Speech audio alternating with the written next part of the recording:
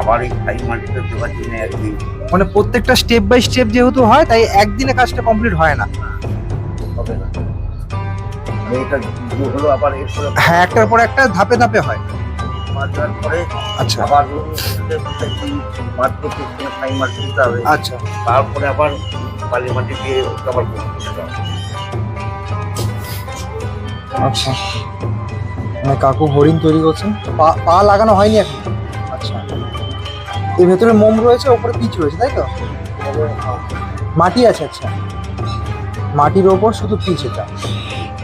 তো এই জিনিসগুলো বোঝার আছে, কোনো কোনো স্ট্রাকচারের পেছনে তোমার মোম থাকে, মানে ভেতরে মোম থাকে, আবার কোনো কোনো স্ট্রাকচারের ভেতরে মাটি থাকে। অনেক কাজ দিয়ে হয়। আচ্ছা আচ্ছা, সলিড হয়। এটা কাজটা মাটি দিয়ে থাকে।